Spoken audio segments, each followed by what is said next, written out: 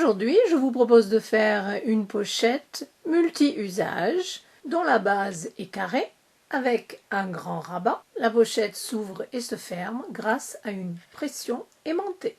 Elle fait 15 cm de haut, 18 cm de long. La base fait 10 cm sur 9. Une vue du dos, de chaque côté, un petit billet plié en deux, à travers lequel vous pourrez accrocher un mousqueton pour une dragonne d'un côté.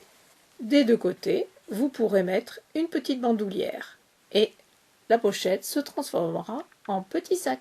Ce modèle est inédit et très facile à réaliser. Pour ce projet, j'ai utilisé du tissu jean et de la cotonnade. Commençons par le rabat. Découpez le gabarit deux fois, une fois dans le tissu principal, une fois dans le tissu doublure. J'ai repassé de la Vliseline H630 que j'ai thermocollé au dos du tissu extérieur. Le thermocollant est plus petit de 5 mm. Pliez la partie doublure en deux et utilisez le gabarit où il y a une marque pour placer la partie mâle du bouton pression magnétique. Petit message aux débutantes, j'ai fait un tuto simple et rapide qui explique comment placer un bouton pression magnétique. N'oubliez pas de renforcer le dos. Superposez les deux côtés du rabat endroit contre endroit, épinglez. Faites maintenant une piqûre à 5 mm sur les trois côtés, longueur de point 2,5. Laissez le haut ouvert. Crantez légèrement les arrondis et retournez sur l'endroit par l'ouverture. Faites bien ressortir la couture, donnez un coup de fer. Épinglez à nouveau. Faites une surpiqûre sur les trois mêmes côtés à 5 mm du bord, longueur de point 3. Après avoir fait la surpiqûre, profitez-en pour faire une faufilure à 2 mm du bord pour fermer l'ouverture du rabat.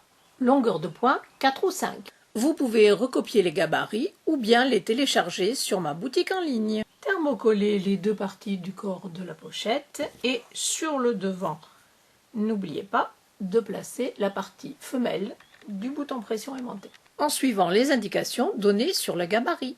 Découpez aussi deux parties de doublure. Ne jetez pas les petits carrés que vous avez découpés dans le bas de la pochette.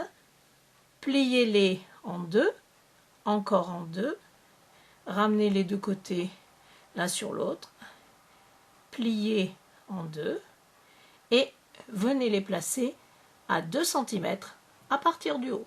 Le pli est vers l'intérieur de la pochette et pour bien les tenir en place, faites une faufilure à 2 mm du bord. Pour maintenir le rabat en place, je vais utiliser un morceau de la lisière. Pour savoir où coudre le rabat, rien de plus simple. Ceci est le dos de la pochette. Placez l'endroit sur la table. Superposez le devant de la pochette. Fermez le bouton aimanté. Alignez bien le bord. Retournez de l'autre côté. N'oublions pas que nous aurons 1 cm en moins à cause de la couture. Donc pliez le rabat aussi près que possible des bords supérieurs, ramenez sur l'arrière, mettez des pinces pour maintenir. Épinglez le haut du rabat simplement au dos de la pochette. Vérifiez bien que le haut du rabat soit parallèle à la base et de l'autre côté, le bas du rabat soit aussi parallèle. Enlevez les pinces, enlevez aussi le devant de la pochette, déclipsez, prenez la lisière. La lisière viendra cacher l'ouverture non finie du rabat. Faites maintenant une piqûre de chaque côté à 2 mm du bord, longueur de point 2,5. À la place de la lisière, vous pouvez utiliser un morceau de billet que vous aurez plié en deux. Et pour plus de sécurité, entre les deux piqûres, j'en ai fait une autre au milieu. Vous allez me dire, ça ne se voit pas. Évidemment, sur l'endroit, non. Mais sur l'envers, oui. Pour faciliter le montage de la pochette, repliez le rabat vers l'arrière. Maintenez et n'oubliez pas d'égaliser la lisière. Placez une partie de la doublure endroit contre endroit. Alignez les bords. Épinglez et faites une piqûre à 1 cm du bord. Humectez un tout petit peu, ouvrez les coutures et donnez un coup de fer pour bien les aplatir. Superposez endroit contre endroit les deux côtés de la pochette. Ici, tissu extérieur, ici, tissu doublure. Faites bien correspondre les coutures. Mettez des pinces. Là où il y a de l'épaisseur, en ce qui concerne la doublure, mettez des épingles. Dans un des deux côtés, laissez une ouverture de 9 cm. D'habitude, je laisse l'ouverture dans la base, mais ici, elle est un petit peu étroite.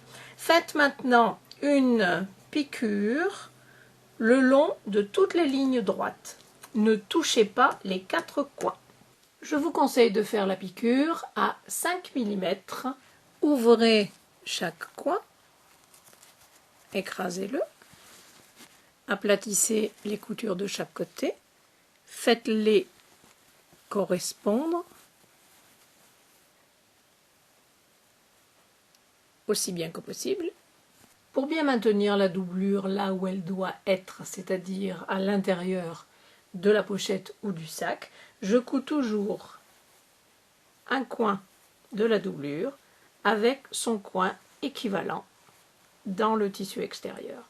Ramenez les deux coins, superposez-les, mettez des pinces et faites une piqûre à 1 cm tout le long. Voici les deux coins que je viens de coudre. Les deux autres se trouvent ici. N'allez pas faire ça. Non, non, non. Vous devez placer, si je le mets de l'autre côté, vous devez placer le corps de la pochette au centre. Donc faites un petit roulé et vous voyez que les deux côtés se rapprochent ici. Donc maintenant, vous devez les superposer et refaire la piqûre. La pochette ressemble à un petit saucisson, un petit boudin. Maintenant, tirez délicatement la doublure vers l'extérieur et vous trouverez l'ouverture. Ensuite, retournez la pochette sur l'endroit. Il y a quand même un petit peu de volume, mais en y allant doucement et gentiment, tout se passe très bien.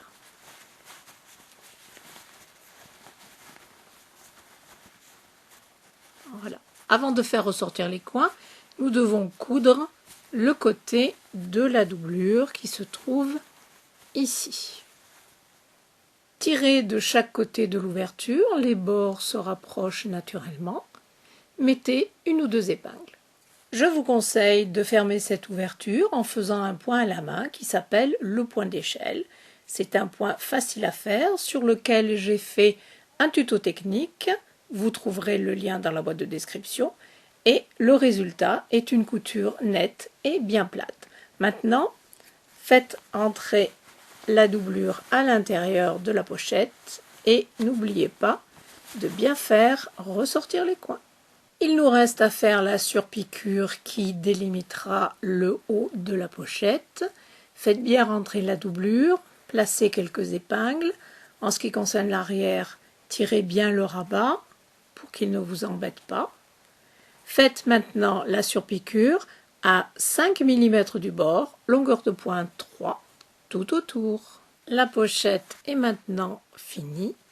Il ne vous reste plus qu'à la garnir. J'espère que ce modèle et ce tuto vous ont plu et je vous dis à bientôt. Au revoir.